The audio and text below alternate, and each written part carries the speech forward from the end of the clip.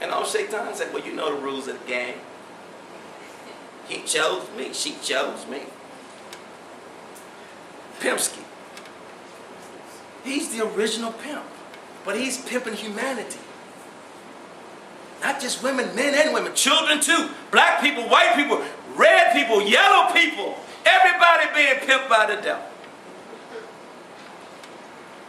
You're either going to stand up and be a man or woman for Allah Almighty, or you're going to be a faggot, or you're going to be pimped by Shaitan. It's a choice. The great people are not those who say they're great. It's the great people that do great things because they're leaving the attributes of their ego. They become selfless. When you find people that deal with people, you know, people that deal with people, you know how my heart goes out for people that are leaders in leadership positions. They're always going to have arrows and daggers thrown at them. They're never going to be right. And if they listen to the people and they know they're on the right way, let the chips fall where they may. Can you imagine what happened to the prophets? They were bringing people back to their Lord and they were killing them. No! I want to go back to my Lord. I want to go back to the devil. I want to be miserable, but I don't want to be happy. I want to be sad. Like the 7 dwarfs. What was it? Sad? What was his name? Dwarfy? Grumpy? Grumpy? Grumpy. Grumpy was an agent of Shaitan.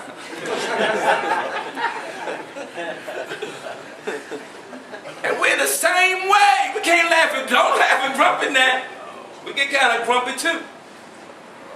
Get up in the morning, we got to make our prayers. I don't want to get up. I mean, what? Ramadan's still in? How many days we've been fasting?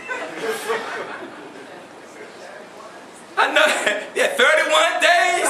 Wait, we were supposed to wait. Some people had to eat yesterday. What's up with that, Shay?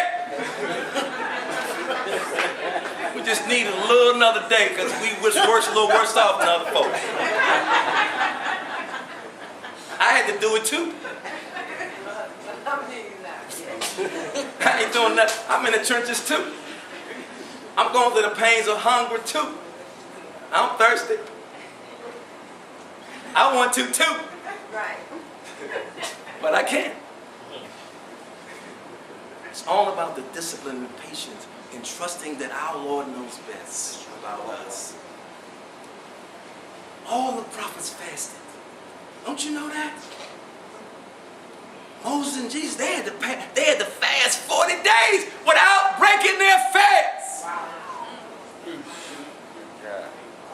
They were delirious and Satan was coming and saying, are you crazy? They just couldn't see. They was delirious. Can you imagine what's that? Have you ever tried to fast 3 days with no food and no drink or nothing?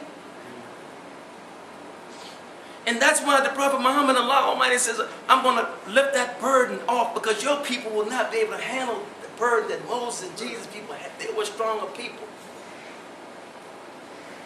We're wise, but we've gotten very, very weak.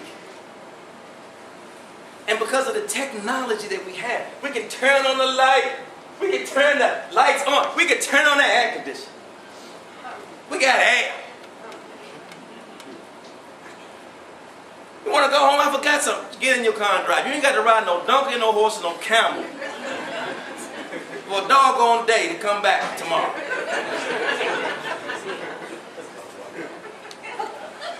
I want to go back to Africa because I'm from Africa. All you got to do is go to the airline, get you a ticket and fly over the Atlantic. Eating peanuts and stuff. Going from one time zone to the next, just chill. Yeah, ain't this great? And we forget about Allah. So that's why fasting is still in order. That's why when fasting comes after all the pleasures, we enjoying ourselves. We're going from one pleasure. Ramadan is coming. Oh, Lord! Let me start coughing. Because Allah said if you're sick, you're pregnant, you're on the menses, or you're traveling, don't fast. Them sisters be holding on to the mental part. It's time, ain't it? No, I still see something. tell the truth, shame the devil. Don't be laughing, brothers. Y'all be like, well, I'm working hard, man, I got a headache. I'm on doing some carpentry or some construction or something. I got a headache. Shouldn't I drink something before I fall out? If I fall out, I won't be to work, will I? Ain't Allah merciful? You got to whistle while you work. You just got to whistle this thing out. You just got to go.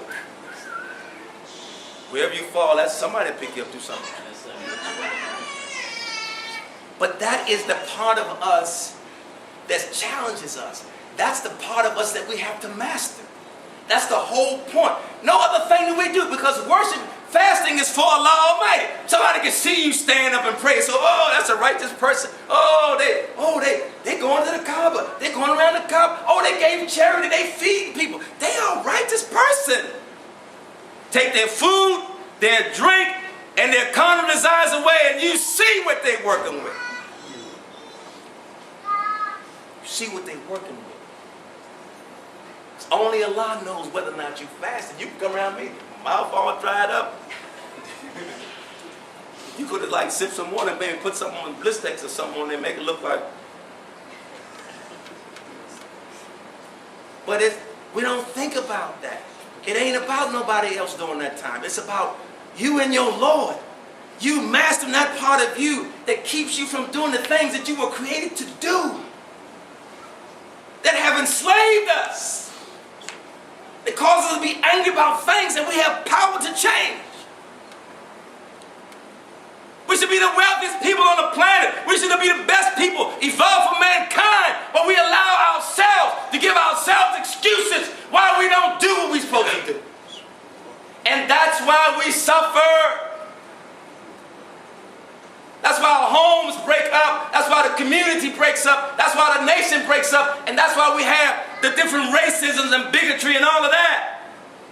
That comes from ourselves, listening to the weak part of ourselves. We have allowed our weaknesses to convince us that we don't have any strength. And we are powerful. And that's why Allah puts us on that fast so we can see how powerful we really are.